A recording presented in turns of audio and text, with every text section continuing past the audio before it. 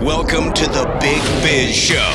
Taking care of business. You want fast-talking, hard-hitting discussions on business and finance? Maybe with a barroom slant and some really salty peanuts? We're not counting calories. We're counting cash. Before we get to the man with the financial plan, meet the money team. Costa, Mary, and Greg. Now Captain Finance himself, Sully. Wherever you are watching, wherever you are listening, we welcome you to the Big Biz Show here inside the Loft 100 studios. And as we like to say around these here parts, a big old howdy to ya. Yeah. Even the day trader trio is now on board with this. Catching on. Taking over the world. Yeah. Costa and Sully with you. Hope you guys are having a great day. Lots of world news affecting markets. I'm going to go straight to Howie Font. What's going on In New York is people are asking a lot of the times, how does the conflict affect the stock market? Yep. And with respect to that, Howie Font in New York. How are you, buddy? Hello. How are we? When we first heard about the attack last Friday, we heard about it in time for the after-hours market to kind of feel the jump in oil prices, and there was a 7% jump when Israel started their time Friday morning attack just before dawn, and we thought that would be just the beginning, that oil prices could go to 100. I mean, they could double. This would trigger big inflation because oil is a key factor in the entire economy. Everyone uses it. Everyone needs it. But that didn't happen, and that's mostly because even now, 5 days into the attack, Israel's not attacking any of the export ports. They're not attacking any of the infrastructure that it needs to send oil out. Now, they're hitting domestic stuff, but they're leaving intact that whole infrastructure. And as long as the Strait of Hormuz is open, I think we're not going to see huge economic ramifications from this. Yeah, when we see conflicts like this, typically over history, it usually is a kicker. It's a help to the stock market. It's a catalyst to the stock market because war is expensive, and commerce happens, yep. and so on and so forth. We saw a little bit of dip, in the general market. Howie, what's the prognosis between what's happening with Donald Trump's tariff strategy along with Iran conflict? What happens if we get closer to getting involved or sniffing around that we might be getting involved? What do you think that does to the market at that point? Yeah, listen, you can say if you want to, if we had a peaceful year and no tariff war and everything, that the market would be higher. But what you definitely have to acknowledge is that the market has learned to eat up the headlines and learned to absorb these shocks, because while we had the big increase in oil just as we were hearing about the attack, when the market opened the next day, Friday morning, we were basically fine. We're down a little bit more because the volatility has increased and the likelihood of some sort of U.S. Entering of the fray. We don't know what that's going to look like yet, but that is going to happen in some form, it looks like. And so the market's down about 1%. But if we were having a big event, it would be down 10%. Yeah, right. I mean, we've had the market down 1%. How many times? This year? On lesser news, right? Right. Howie, exactly. China is very quiet when it comes to this conflict between Iran and Israel, and maybe de facto the United States, because we are lending some support, not the bunker buster bombs that Netanyahu wants. But is this typical for them, from a financial, stability standpoint, just to kind of sit there and be neutral and not say anything? No, they're watching it closely. So almost all of the oil that Iran produces goes to India and China. So and China needs the energy, to be clear. Mm-hmm. So this is existential for them. I think it's important to them that, like I said before, the ports are still opened, but they're not moving yet, and they don't have the capacity. Howie, thank you, buddy. I appreciate Howie Font with an update on what's going on with the conflict. Our big biz market analyst. Always great to visit with him. Always great to have you on board as the Big Biz Show continues. After this, keep it here.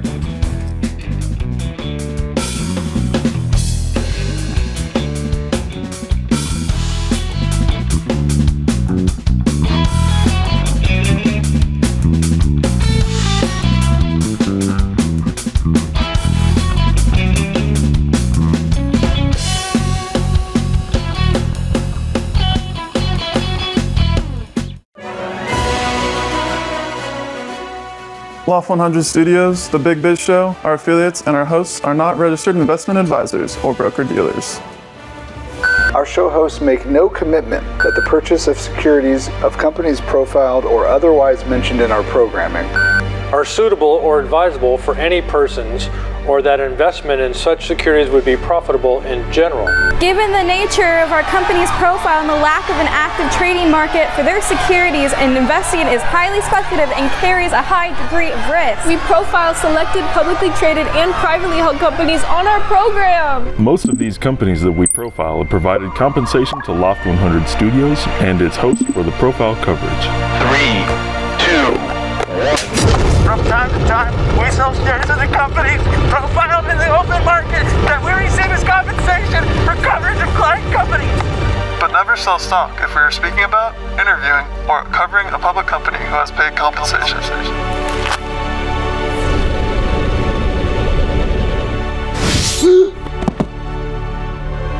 Specific questions on compensation can be obtained by contacting producer at sullyandgroup.com. Listeners should verify all claims and do their own due diligence before investing in any securities mentioned on this program. Investing in securities is speculative and carries a high degree of risk. We encourage our investors to invest carefully. Duh. And read the investor information available on the website. On the Securities and Exchange Commission, SEC, at www.sec.gov. Or the Financial Industry Regulatory Authority, FINRA, at www.finra.org.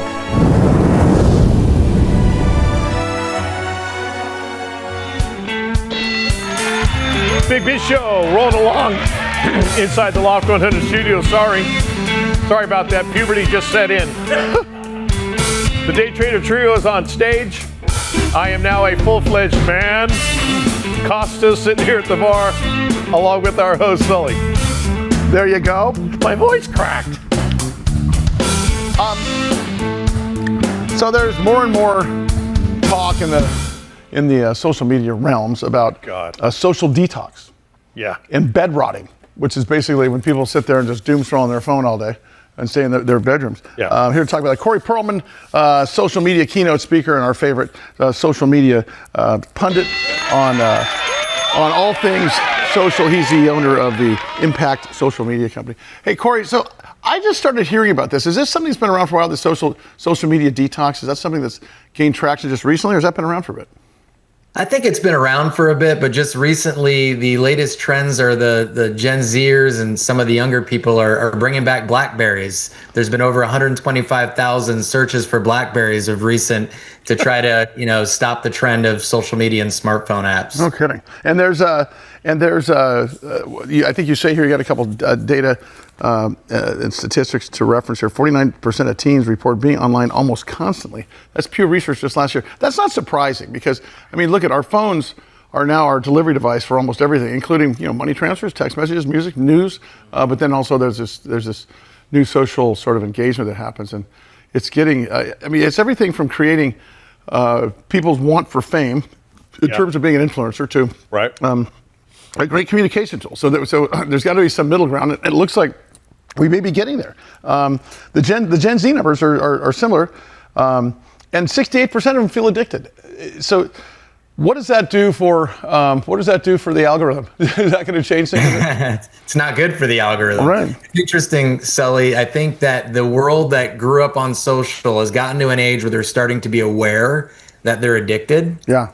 And so they're beginning to try to figure out ways to break loose from the addiction. Right. And so there's some apps and some tools out there that they're using, and they're asking their parents and such, like, what can we do? Which is really cool. And we have that problem too. So we need to figure that out as well. I remember sort of in Facebook's prime in terms of them having an audience that wasn't just an older audience. Everybody was just using Facebook. This is probably, 5 to 6 years ago, maybe sooner, where I remember speaking to some, moms, volleyball moms, and they're, well, how come you didn't respond to my post?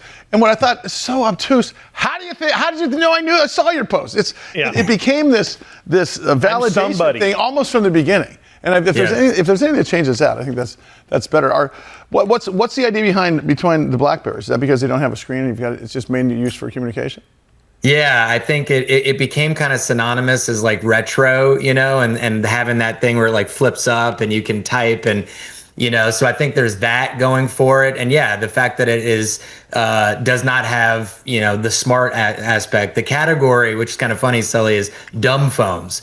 So BlackBerry's included, but there are other flip phones that are also getting popularity again. Yeah. Corey, I just activated my drug dealer beeper. I'm going to start using that now. Not using my iPhone anymore. We have a detox day when we go on vacation to South Carolina, where the kids have to give up their devices from 8 a.m. to 8 a.m. It is 24 hours. Yeah. And I swear to God, it is like drug addicts. And they all the next morning report, I didn't sleep well. I was tossing and turning, and I don't know if it's because they weren't being bombarded with all the information or they just got so used to falling asleep to something on their telephone. And talking about them kicking the habit, it's got to be a different story from them actually being able to do it. Yeah, and the next time you go on vacation, I might encourage you to model that behavior. So when you guys go on a 24-hour detox, you guys got to put your phones away too. No, I don't have a problem with it. You're right though. What's good for the goose, good for the gander. Do you know what I do? Do you know what I do now? If I've got to go to any type of if I'm going to with friends for dinner like that, I'm starting to practice something called phone stacking. Yep. You know what phone stacking is? Stack them set them right in the middle of the table. Yep. And but it's because it really is sort of it doesn't bother me, but it really is sort of a sign of I'm not engaged with you if I'm doing this, right? Yeah. I mean, there's got to be a point where put it down for a second and be present. Tell me about abstinence. Abstinence is that an app that's on your phone? No. I know, it made me laugh too. All these things I get to talk to my teenage daughter about, and she's like, "Dad, we've talked about abstinence before." No, this is this is Abstinence APP, and it's abstaining from apps, and so it's more of a term than a tool. Although there are tools out there if you want to hear about a few of them. Yeah, I'd like to. What do they have for people that want to? There's one called Forest, which I think is kind of funny, and it's a gamification thing. And every time you're off social media or off apps, the tree grows on your phone. Oh, that's brilliant. And so the bigger it gets, the more you've been off your phone. Both Apple and Android have their own tools to limit time usage and device usage. And there's another tool called Be Present, but there are a lot of tools being developed right now to combat this issue. I think going forward, I remember when the internet, I'm going to call it 1997, 1998, internet was sort of becoming a general tool that people were starting to understand. And then then you saw the Netscapes of the world and the MySpaces of the world. And AOL. In 1999, Thomas Penfield Jackson, a judge, issued a ruling against Microsoft, an antitrust warrant, and the whole dot-com bubble blew. And there was a 2.0. I'm wondering if this is going to be a 3.0 for this. So, I mean, I don't know what the end will be, but I wonder if there'll be a new paradigm shift in terms of how social works and how we communicate there. There might be, but what I think is really cool, Sully, is there's sort of a mindset shift of that younger generation that realizes there's a problem, and they're a little anti-algorithm, company, corporation, whatever it might be, and so they're wanting to get off the grid. And that's pretty cool. I think that's part of it. The program where you put your phones away for a whole weekend. Oh, yeah, love it. That's a tough one. I'm up for it. Corey Perlman, social media keynote speaker. He's owner of Impact Social Media Inc. The websites to find him: CoreyPerlman.com, ImpactSocialMedia.com. Corey, always appreciate it. Thanks, buddy. Brother. All right, keep it here. Much more to come as the Big Biz Show rolls on.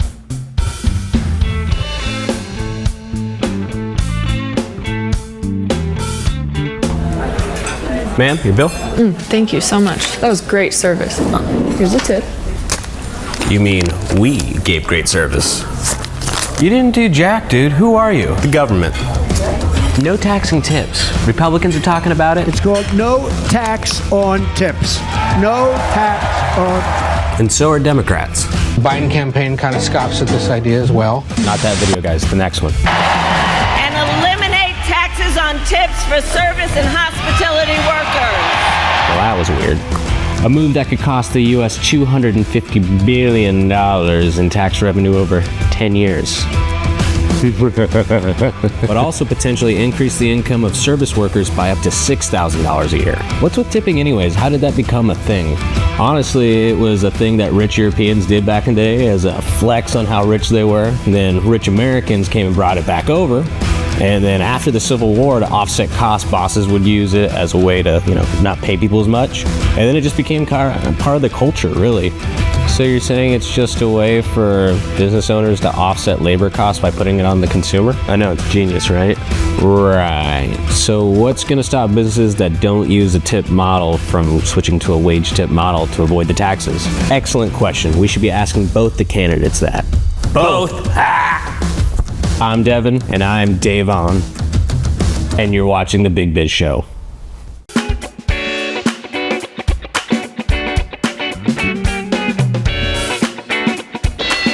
Big Biz Show rolls on. We are live inside the Loft 100 studios, and that studio is in beautiful Southern California. Speaking of beautiful, that is the Day Trader Trio up on that stage, the best in the business.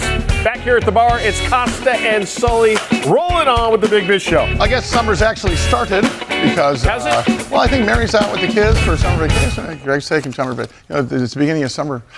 People taking summer off. Isn't that when like the swallows leave? Yeah. Or are they? Antoine Capisson, yeah. Oh yeah. James McCormick is the CEO of Cloudastructure Inc. Ticker symbol is CSAI. Back with us here on the Big Biz Show. Mr. McCormick, how's the day treating you?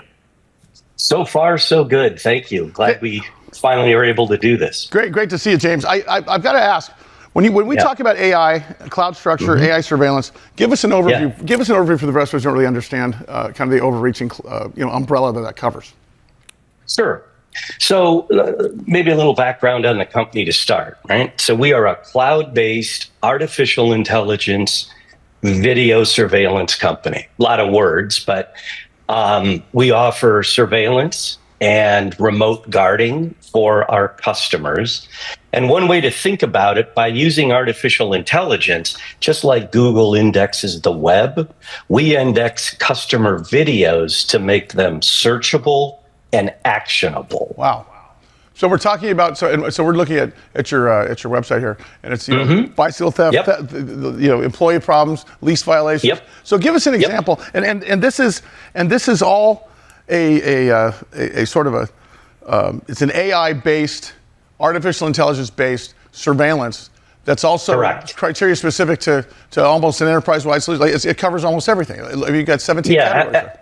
Yep, absolutely. So what we found and where we have initially targeted our sales is at multifamily properties.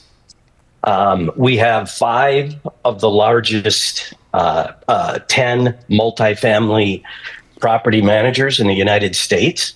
And basically what we're doing is we are either connecting to existing cameras that they have, or we're installing cameras in a cloud-based video recorder that captures images, sends it to our servers where the artificial intelligence actually does its work, I guess you would say. And if there's something suspicious that's noted, we can send an alert to the customer or the property manager, or if they sign up for it, we also have remote guards, sort of humans in the loop, that can evaluate the videos further and see if it requires further action, i.e. a talk down through an external speaker, notifying local authorities, those sorts of things. And what we have found in the instance where there's additional human interaction needed, we deter 98% of things that could otherwise go sideways. James McCormick is the CEO of Cloudastructure Inc., ticker symbol CSAI. James, so is it? Are you trying to eliminate having a bunch of human eyeballs in one room looking at a bunch of screens? Is AI? AI is the first one that gets it and then they will decide how to attack the event? Yep, 100%. So in a lot of instances, multifamily property owners, even if they have cameras and they have a person watching the cameras, they think it's being monitored. But what the statistics tell us is that a human being can maybe look at 10 cameras or 10 images at a time. Wow. But with AI, we're watching all the time. And our remote guards, they can look at 50 plus images and just focus in on the ones that look like they need a further addressing, I guess you would say. James, is this in addition to like central station monitoring systems for burglar alarms, or does this augment them, or is this a whole separate sort of system? Because it seems like whole different system, and here's why. If you think about central monitoring, traditional, like the alarm system I have in my home, you probably have in yours, that's reactive, right? Oh, yeah. If something happens, the alarm goes off. It's too late. We're actually proactive, trying to stop things before they happen. And if you think about it, one of the case studies that we show is, people in parking garages trying to do something nefarious. We stop those events before they happen. And in the morning, the property manager comes in and has a list of things that we prevented, as opposed to a group of tenants that are all ticked off because their car has been broken into. Sure. So this is reactive, or it's even faster than reactive. It's twice as fast as responsive, because that's what alarm companies are. Tell us about your company. What's next for you guys? It looks like you guys just did a pretty big deal with multifamily property. Is the idea to continue to find these bigger spaces like this, or do you stick with one and see if these guys grow? Yeah. So with the 5 of the top 10 largest property managers we have right now, let me just give you a sense of scale. They operate about 10,000 properties. We're in about 100 of those right now. So there's a number of strategies. We'll continue to go after the multifamily property managers. We're going to land and expand, and that's happening as we speak. Once we go in and show what we're capable of doing and preventing, the customers become our biggest advocates. Really? So, for instance, there's one particular customer earlier this year. We got in one property with them. They gave us 7 more to quote and to get into. So land and expand, right? In addition, I'm sorry. Go ahead. No, I was just going to. It just made me think. If you're expanding on multi-family properties like that, is there an application? Is there a military application for this? I mean, it seems like that'd be the next thing. Ooh. I mean, what you're doing could perhaps. There are myriad opportunities, and we could take this. We could take our technology. The thing with the military is it's really tough to crack into the government sector. Really tough. It takes a lot of time. What about licensing them? What about licensing the technology, though? I mean, it seems like you guys have wrangled the technology here that could be used. I mean, you're in the right place at the right time. I'm just saying, man, pretty robust. It's an interesting thought. For the right customer, for the right relationship, would we consider white labeling? Sure, of course we would. And what's before you get out of here? What are you looking forward to most here for the next 6 months of the year and beyond here for? Yeah, I'd say a couple things. We're starting to expand into additional verticals. We're seeing some initial success in construction sites, transportation / logistics. And we think there could be some big opportunities in commercial properties as well. So, we more in Q1 of this year with our announced results, we had we generated over 50% of the revenue from all of last year. Growth continues to look positive. And we're just really excited about continuing to sign deals. Sure. Improving the financial performance of the company and reporting that out to the public and getting more people to understand our story. Well, you got to come back with us. Absolutely. We need your technology here in the studio. I just need to find out who's stealing my Funyuns every time in the kitchen. James McCormick, CEO of Cloudastructure Inc., ticker symbol CSAI. I, as in I am going to stay here. Sully's going to stay here. You stay here as well. Much more to come with the Big Biz Show right after this.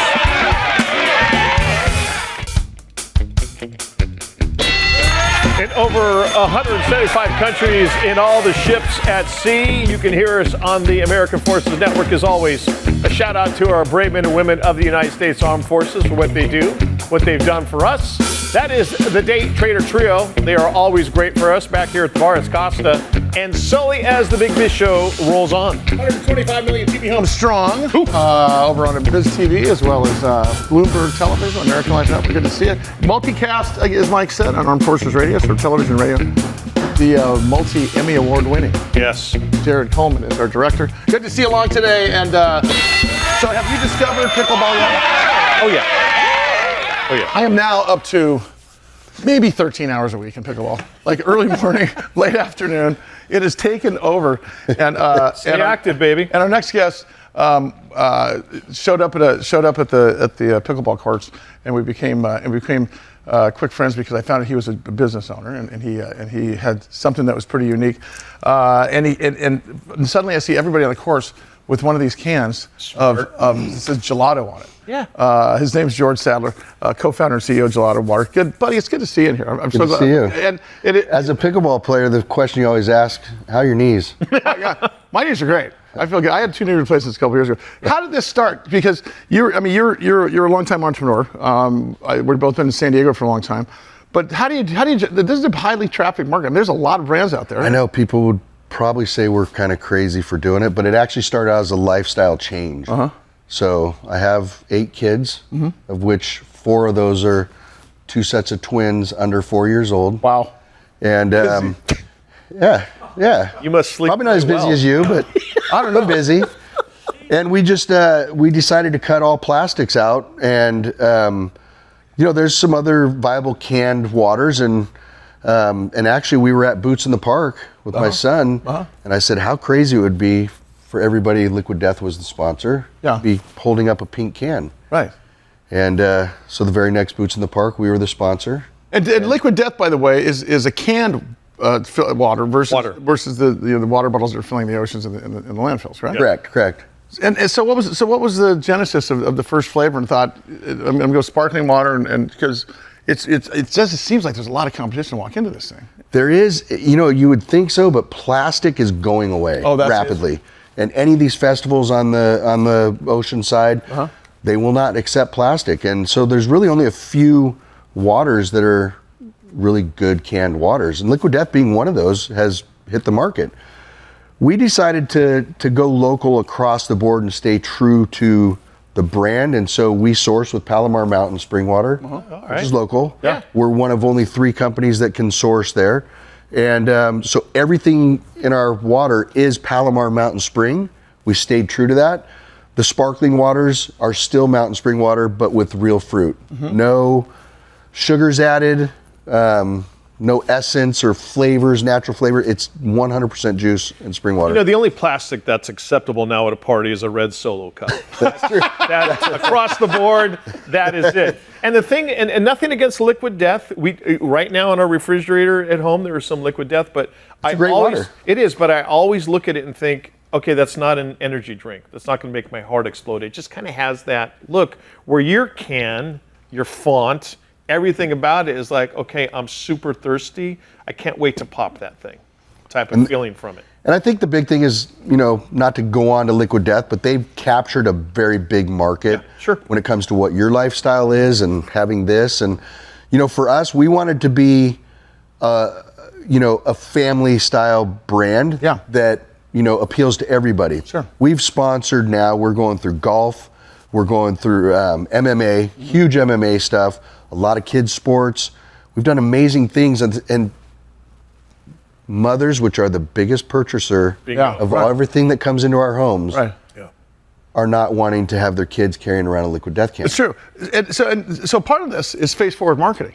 Part of this is thinking about how do you present the brand. Yeah. Right? I mean, because it was not just entering into a beverage market. It was entering into a market where you could cut through Yeah. And the idea was that. Well, so the idea behind sponsorships of festivals, sponsorships of sporting events, and those types of things versus traditional advertising. Right. Is that better? Is it cost effective? Is it more eyeballs?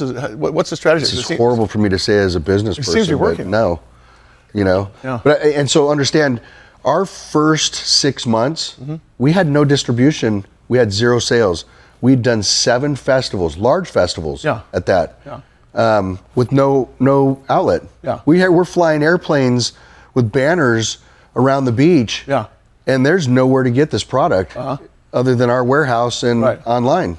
And that was it.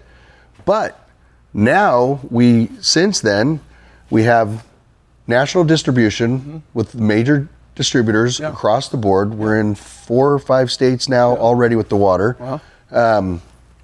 So we're hitting these markets, and people, I had that at Beach Life. Yeah, right. Oh, they walk into these stores. Yeah. And they go, oh man, I had it, at this festival. I had it at, Mission Beach Fest or Bay Fest. And so it's kind of been reversed for us, and I've had to capture my son on this because he's the brain behind the money side. Yeah. I'm the guy that gives it away. Yeah. I said, trust me, it's gonna work, Yeah. And now we're starting to see that side of it. How does that? How does the distribution model work? I mean, is it tough to get in? Oh, yeah. I was going to say that's. And this is the ironic thing about that is that we captured distribution so early on in this, for this side of it. And ironically, my son, which we've all grew up playing hockey in my family, and he's playing hockey with one of the biggest distributor down here for a year, didn't even know it, and the guy comes over because he takes the water for the bench and for everybody, and we sponsor 2 hockey teams, and the guy says, you and I are going to talk pretty soon. Yeah. Turns out to be John Lenore. Oh, from one of the biggest distribution companies in the West Coast. What hockey teams are you sponsoring? Gelato. The Gelato teams. Oh, really? Yeah. Let's get you on the dasher boards of an NHL game. So they're type of thing. and that's ironically, we ended up with John Lenore, which they would never bring a brand on like this, and now we're just booming. What's next for you guys? I mean, what does the next 6 months, 18 months look like? Will you guys go public? Somebody acquire you? We're just building. Yeah. Honestly, we're having a blast with it. Right. We're just building. This started out as just kind of a family thing. Yeah. And I think it's just kind of taken that step through. And so now our big thing is our thing is just getting the cans into people's hands. Yeah. And so we do a ton of philanthropy stuff. I was going to say, talk about your give back program. We did, so for every case we give away 1 can. So during the LA fires, we gave 176,000 cans in 5 days. Wow. And Amazing. We literally had, we could only service so much, but as soon as we started, we had trucks coming down from LA, loading up at our warehouse and going back up. And then we also had frontline crews. So we were able to get literally, because the problem that we had was these firefighters are up there. It gives me chills because it was crazy to see. They didn't have waters. They had stations where people were putting waters. Yeah. But these guys are up there for 2-3 days at a time. Yeah. And just getting, as a truck would fill, they get small amounts of waters. These guys needed waters. Yeah. We had crews that were able to get to the lines. So the videos that we have are not, they're not at a station. We have some of that. It's actual at the fire where these guys are fighting the fires in the neighborhoods, and our guys are driving through and giving them waters as they're fighting the fires. So before I let you out here, so we got lemon lime, you got mango. What's your other flavors here? Lemon, lime, mango, and then this is just regular sparkling, and this is just still mountain spring water. Okay, this is like biting into a lime, and a lot of lime flavored bubble water. It's like, okay, it's just gas. Kind of a hint. Well, it's got a hint. It tastes like lemon water. Say, 2 lemons equals a lime. This is like I just bit into a friggin' lime. Well, you can. So the side when we went to have the flavors made, we knew what we wanted, but we didn't know what the portions were. And they said, well, you got to pay. It's like $30,000 to have somebody, formulate and this and that. Right. We bought 60 barrels of real fruit juice. And started testing. And then we went to our manufacturer, and he's like, well, what do you want? I said, let's just start with this percentage. What's the normal? And when we added 2% to the normal, and then we sat in there and they mixed the barrels into this giant thing, and then they come in and go, no, that's a little bit more. My son and I were sitting there. That's how we did it. Really? And they said in the history of manufacturing, they've always had a formulation. They go, okay, it's 7%, blah, blah, blah, blah, blah, and then they mix it and it goes.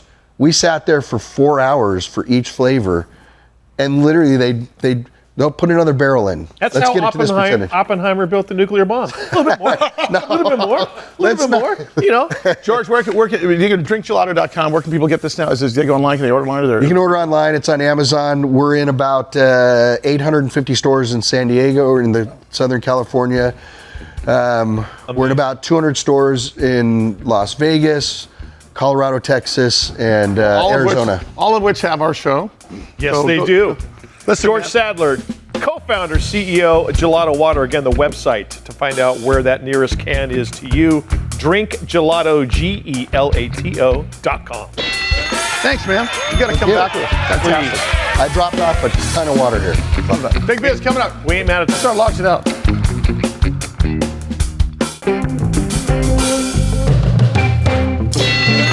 Oh, that's right. We're flying like an eagle. It's the Big Biz Show. Roll on for the Loft 100 studios. That is the Day Trader Trio. Best in the business, no lessons, self-taught. We're so lucky to be able to enjoy their artistry every single day back here at the Barts Costa and Sully. Good to see you guys today. I will tell you, J Schaffer, who's become a friend and a regular on the show. Is he? Chairman, yes, he is. Is he? Oh, I see. Because he's from Kansas City. I'll take your word for it. And, Chairman and CEO of Cingulate, ticker symbol CING. Of course, he is in Kansas City, which is direct opposition of Mike Costa's penchant for the Raiders. Yes. Great to see you, buddy. How are you, Shane? How are you? Doing good. Good to see you too, Costa. Yeah, great to see you as well, Mr. Schaffer. Thanks for coming on the show again. Today's ADHD market, in terms of patients, in terms of core, in terms of the realm of the entire science behind it, has been going pretty much flat for many years until Cingulate came up with their precision time release technology. And boy, let's take it real quick, Shane, from the last press release of May 20th, I should say, about the efficacy results that in the pediatric study. From there, and then it gets you just one step. I mean, you guys are in the red zone now in terms of to the goal line for commercialization. We are definitely in the red zone, and we got the Raiders defense from the last 20 years. It's the Chiefs, so I'm feeling good. Oh my God. Had to do it, brother. You horrible human being. Just kidding. A favorite. No, but I mean, in all reality, so look, we're at a point now where we are a number of weeks, so about 6 weeks away from filing our new drug application with the FDA. We had a great pre-NDA meeting with them and went through, various topics, just making sure everything was aligned, and we are. But that data that we've released now, we're going to be the first ADHD product that actually launches with pediatric, adolescent, as well as adult data. And, we're looking for an indication, if approved, that says, this is for the treatment of patients age 6 and older. Yep. So we really want to cover the entire spectrum of ADHD and do it in a way no one's ever done before. That is, provide patients an entire active day of ADHD treatment. You want to start within the 15, 30 minutes, and you want to last until the activities of your day are over. Your homework's done. Your late night emails are done. Getting the work done, getting the kids ready, you being ready, being a good spouse, being a good partner, all those things take place after 2 o'clock in the afternoon, and that's where all these other products are wearing off at. That's right. So we're really excited to get this product to market. Things are looking great, and it's we are in the red zone against the Denver Broncos. How about that? Now, Shane, in all seriousness, what you're doing for people out there who suffer from different degrees of ADHD is absolutely incredible. I'm curious though, the general public knowing what is coming their way. Do they feel like those who suffer from ADHD, like, oh my God, finally the Red Sea is parting, and here is Cingulate that has come up with something that we know is going to change my life significantly? Yeah, I mean, does a patient universe look at that picture right there? Yeah, right. The time that picture right there tells the story. Yeah. No one has attempted to, let alone succeeded in providing 3 precisely timed, precisely ratioed and precisely styled doses of medication. We give that first release right away because you want a fast onset. Yeah. But we don't deliver too much so you get a headache or an upset stomach. And that's a pulse. Our second dose is a sustained release starting about 3 hours later. You don't want to have a lack of efficacy around 10 or 11 a.m. Right. So we cover that. Then we get you into the early afternoon, but that's where everyone else drops off. Right. And that third dose you see in the middle, the built-in booster, is what gives patients, number one, extended efficacy, getting you a true entire active day. And number two, it stops some of those side effects and tolerability issues from the rebound and crash. So again, we've designed it based upon what patients need and frankly, what providers have told us they've wanted for decades. Patients that I talk to that have been in these clinical studies, we've had patients get emotional when we sadly weren't able to let them stay on therapy because the drugs haven't approved yet.